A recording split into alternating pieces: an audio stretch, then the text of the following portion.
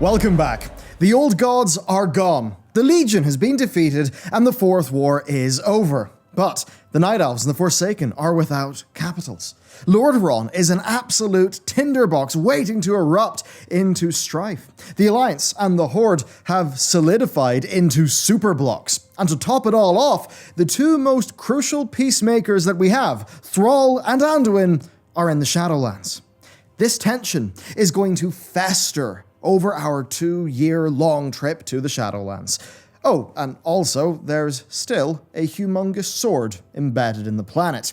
So today, we are going to cover what's going to happen to Azeroth. And this isn't just shots in the dark. Blizzard have left us with many, many hints. And here's a hint from me to you. Check out FULLMETAL Alchemist Brotherhood on today's sponsor Crunchyroll, where you can get a free trial via my link. They are the reigning king of anime streaming. Crunchyroll Premium will give you access to unlimited anime, manga, and drama. And our recommendation today is, quite simply, one of the best anime series that there is. And it is FULLMETAL Alchemist Brotherhood. It stands with the greatest TV of all time. 64 episodes of a perfectly paced adventure, and it really is. It is consistently gripping, emotionally complex, and it looks absolutely gorgeous in motion. And when I say you join the brothers on their adventure, I mean you really, really do. Now, this has been one of the highest rated animes by fans for over a decade. Just look at my anime list. And for good reason. It is bucket list, levels of great. It is pretty much the best gateway into anime that there is. That's why we're recommending it. And at Crunchyroll, all episodes are ad-free, full 1080p, and you know what the best part is? The convenience. You can watch just as easily as you'd watch anything else with a full suite of apps across consoles, Android, iOS, Apple TV, and more. So if you've got 20 minutes and a screen, you can slip into an episode of something great at crunchyroll.com/Bellier with a 14-day free trial. Just be careful, that one episode might turn into 6, and then 64. It truly is great. A big thank you to Crunchyroll for sponsoring, and with that said, let's go. One plot point that seems bizarrely untouched is that of Sargeras' sword still using Azeroth as its scabbard. The critical question is this just new scenery, or is this of some significance, right? Is the sword going to become relevant again? It's a monumental problem, and even if we wanted to get it out of the ground, I mean, how would we? Now, there are many theories about this sword, right? One of them, you could even say that Zovaal, the jailer, in this expansion, he wants to claim Azeroth. Well, perhaps Sargeras knew about that, and that's one of the reasons why he wanted to destroy Azeroth. After all, the likes of Il'gynoth did seem to have quite a few theories floating around their heads. The point is, there are many theories on what this sword could mean, but I think it's easier to wrap them all up into one thing. That Blizzard can use whatever MacGuffin they want to bring this sword summoned seemingly out of Fel energy, back. What of Azeroth, then? The sword is currently embedded in. Well, she will have finally had some time to heal, following the BFA expansion. So by the time that we are back, having defended her from the jailer, I'm fairly sure we'll have an opportunity to convene with her through Magni. After all, once death is defeated, other cosmic forces will come for us, and with the Titans gone, Azeroth is actually going to be the last and most powerful being of order that we can commune with. Turning to the rest of Kalimdor, we can see a continent extracting itself from the destruction of the Fourth War. The Horde is now experimenting with a 12-member council. The thing is, though, that systems like this can be complicated, and it will be difficult for the council to support the interests of every member, and indeed, the council could be slow to act versus having a single war chief. This all could cause division, but based on all that we know, the Horde are about to enter a time of peace and rebuilding. After Garrosh and Sylvanas, they sure do need it. That said, I very much doubt peace will be lasting, and you'll see why soon. You see, that's the thing, Kalimdor is in this state of peace, but if the Alliance or some other threat emerged, well, maybe this Horde peace and council may not be able to act decisively to meet the threat. Something could happen to them. But other than some imagined threat, this council may temper a peace into the Horde that it so desperately needs and lead to a time of prosperity. It would finally be nice to see the Horde develop a bit more as a culture. As for the Night Elves, Teldrassil was not the only thing that was destroyed during the War of Thorns. The Horde burnt a path through Ashenvale and Darkshore, essentially gutting their civilization. Tyrande represents the rage of her people, and it's a good thing that she is, of course, in the Shadowlands hunting down Sylvanas. But still, the Night Elf people may not be ready for peace. They may not at all. I mean, it's hard to forgive. Now, there are some shoots of hope for the mainstream of the Night Elves. The survivors travel to Nordrassil, and the demonic corruption of Felwood is actually receding. This does give them new opportunities for a capital, and I think you can be sure, and this is a major point to think about for the future, that Blizzard will give the Night Elves a new capital city. Unless they strike out, I think that they are also set for peace, harmony, and rebuilding. But the same, I think, cannot be said for the rest of the Alliance, nor its home continent. It's now very apparent via Shadowlands that the true master of the Scourge is the Jailer, and when we defeat him and weaken him, well, it's going to have enormous consequences for the wasteland of Lordaeron. It will end the 2-decade war for survival that humans and Forsaken have fought. It will completely change the story of the region, one from brutal attrition to one of nascent kingdoms asserting their borders and trying to, well, get power, regular nation-building things. Now, this power vacuum that currently exists, well, it's never been made more keen than by the sorry state that the Forsaken are in. Their capital city was destroyed by Sylvanas, and according to our most recent information, it's going to be a long time before the city can truly be re-inhabited. More than that, though, with Sylvanas, their identity was shattered. She was the cultural focus of the Forsaken. I mean, think about how many regular voice lines, whenever you'd click on an NPC, would reference the Dark Lady. She was the embodiment of their drive to survive, their whole existence in undeath, of revenge. That's all wrapped up in her, and now she's gone. The big question then is, who will be their new leader? Because this new leader will be instrumental in forming a new Forsaken identity. Kalia Menethil has already put herself out of the running. That does leave us with a few candidates. Lillian Voss recognizes the Forsaken's crisis.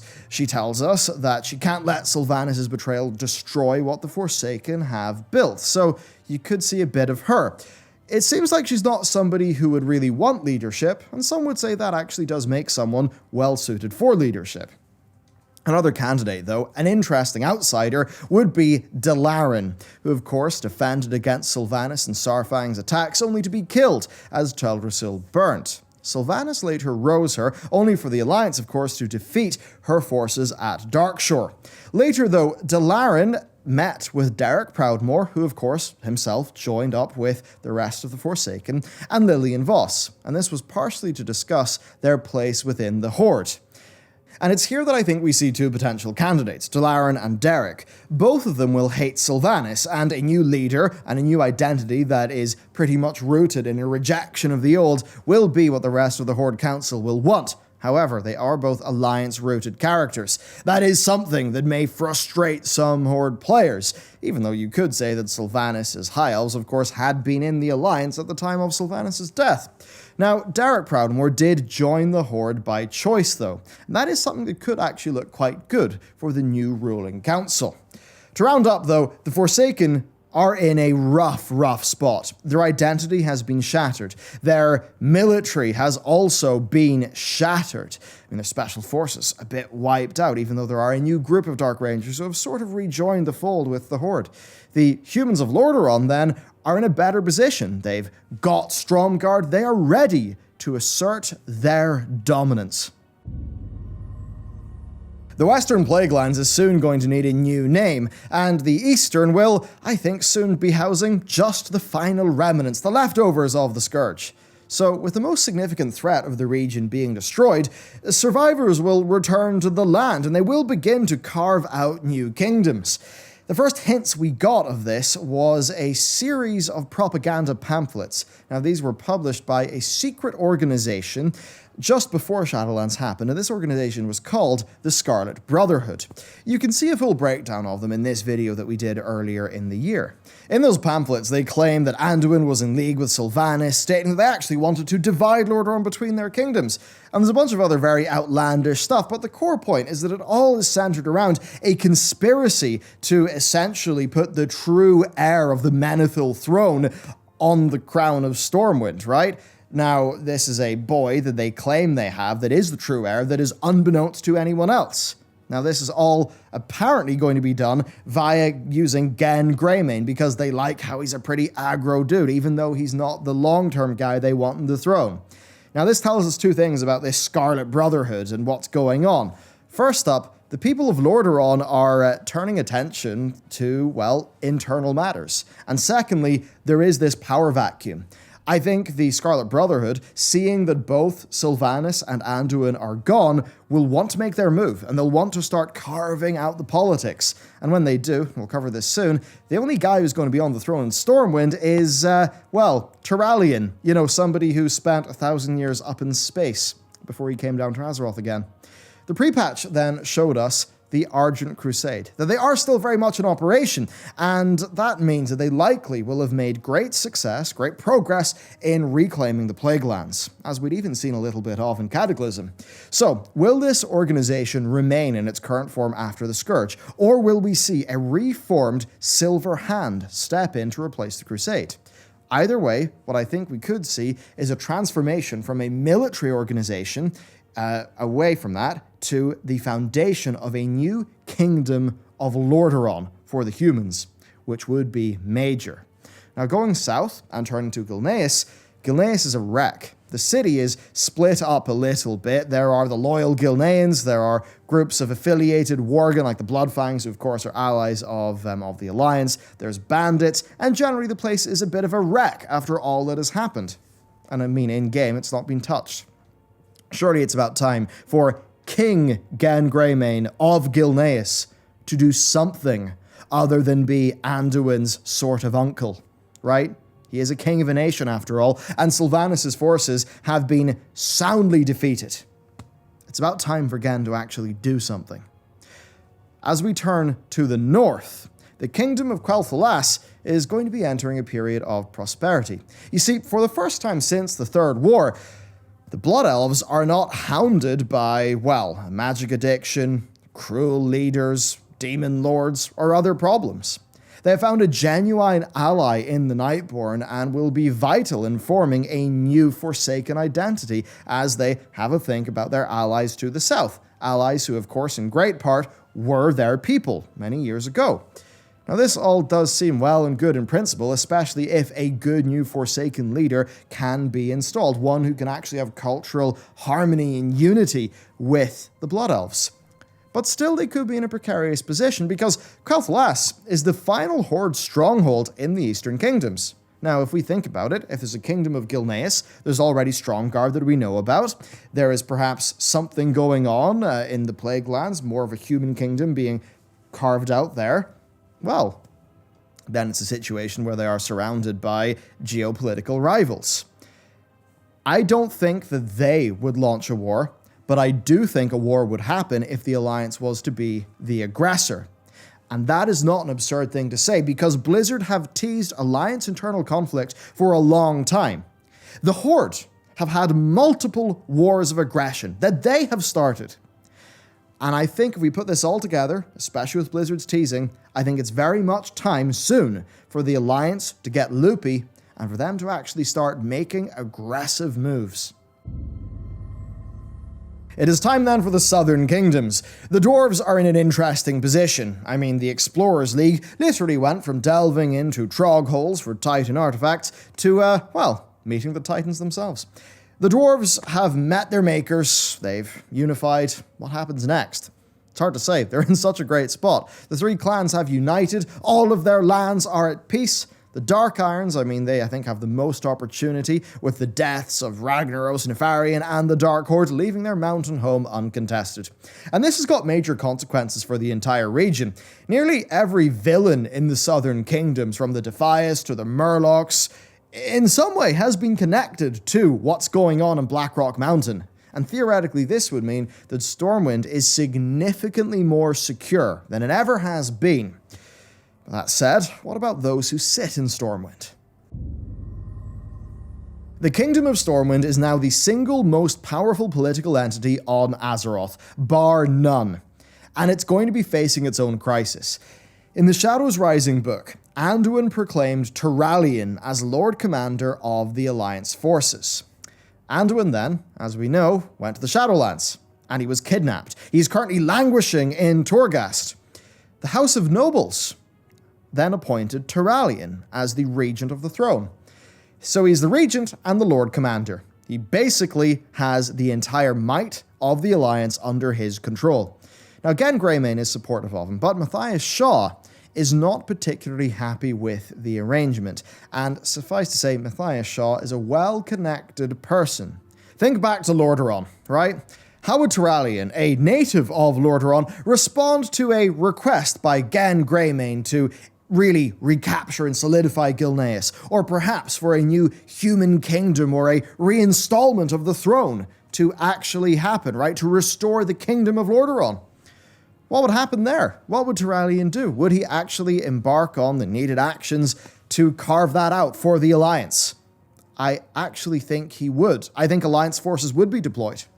What if Turalyon then, as a member of the Army of the Light, a zealot, essentially, was to have a loopy vision that would guide him in a direction? Or perhaps meet a Naru. As we've well covered, there are plenty of very angry, very aggressive Naru on the Draenor side of the Dark Portal. That's but one example. This all brings us to the core of our video. The Fourth War is over. The current conflict has sort of stopped, but very little has changed, and war is inevitable. It is clear that Sylvanas manipulated the two factions into a very bloody conflict, but fundamentally, she was an individual taking advantage of a fundamentally unstable situation. That situation is still unstable. The Alliance and the Horde are the two most dominant factions on Azeroth, with nearly every organized nation being involved. I mean, think about the allied races, the alliances, the consolidations that we've talked about earlier, all of the geopolitics. Those things have not changed. Turns out a war can happen for regular geopolitical reasons. You know, not necessarily motivated by the blood of the planet coming out of the ground. So the thing there is a chasm of understanding between the Alliance and the Horde. I mean, just look at how prickly the situation was between the faction leaders as we were about to go into the Shadowlands. They were clearly not getting on fantastically. The most damning evidence of this is that the Fourth War did not end with a peace deal. It ended with an armistice. That was it. All that happened, literally, was an agreement to stop fighting. No formalized peace treaty.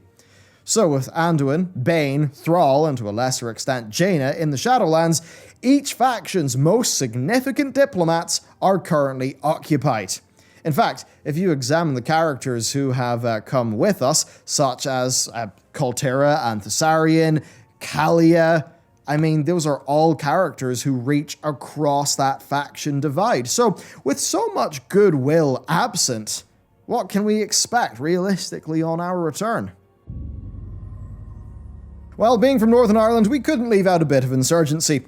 Insurgent activity would not at all be surprising when we come back. We've already heard about the Scarlet Brotherhood, but beyond them, there is so much more going on. You see, Sylvanas will still have her die-hard followers. And while Dalaran may have had a change of heart, her other counterpart, who was raised at about the same time, Syra, most certainly has not. And, of course, given her likely treatment in Stormwind and her abandonment by the Horde, she is sure to be extremely, extremely angry. I would not be surprised if we found our Legion emissary hand-in NPC actually leading a pro-Sylvanas insurgency when we return. But of course, she is not the only one. Many Night Elves are pissed. Many regular Alliance citizens are pissed. And that's because, at the end of the day, the facts are that the regular Horde people signed up with Sylvanas and destroyed the Alliance people's homes, right? Sylvanas didn't do all of that herself. She did it off the war labor of her people. And while the Horde's new council has tried to shift all of the blame onto Sylvanas, saying, oh, it was crazy person Sylvanas who did all of this, oh, we're very, very sorry. No. No, regular-ass Horde citizens did the heavy lifting for most of those big atrocities. Tyrande hell-bent on revenge, and you can expect the same from much of her people. I would not be surprised if others joined in. I mean, we all know what Gen Greymane would really want. So, this is where we get onto the topic of Alliance Division. Blizzard have teased this for a long time. So, we're in a situation now where Anduin is being deeply tortured in Torghast.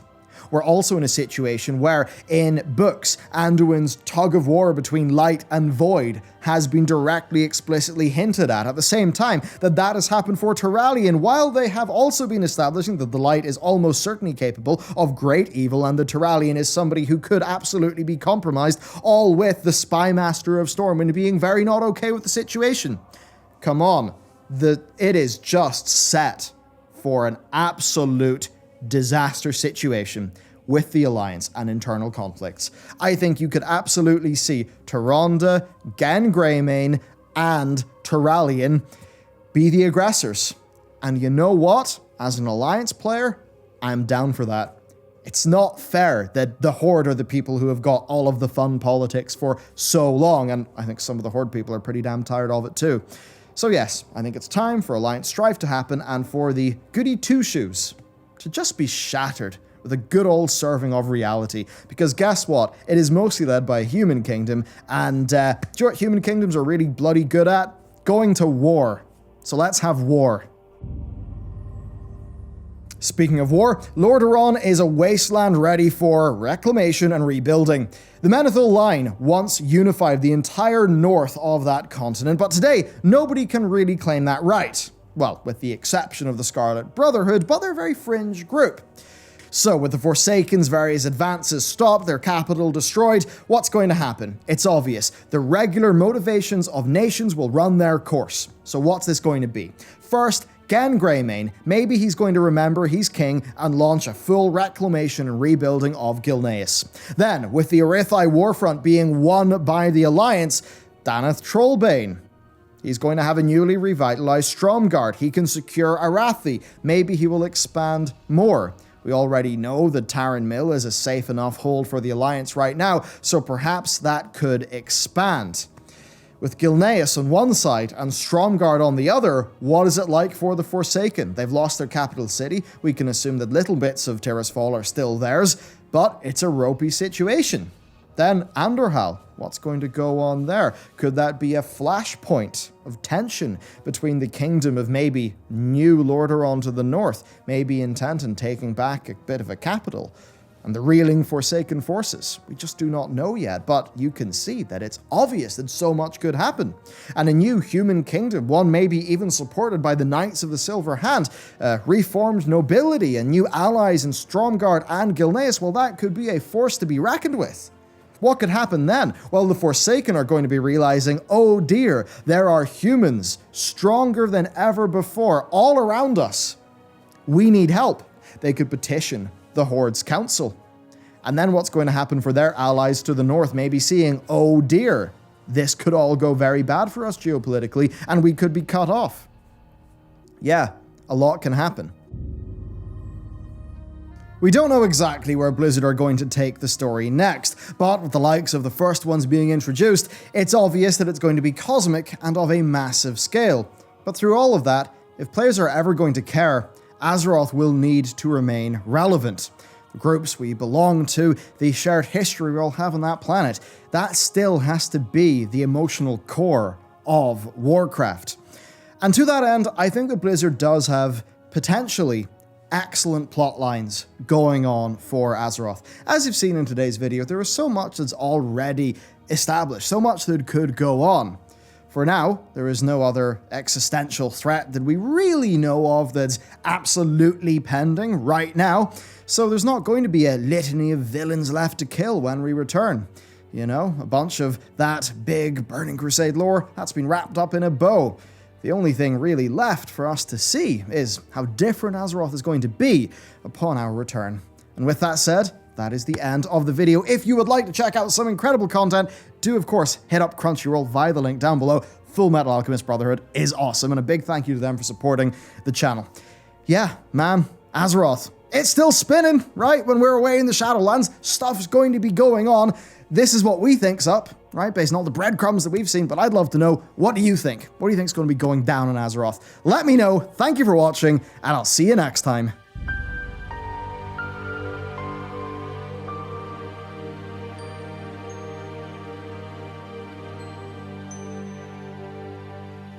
Mm-hmm.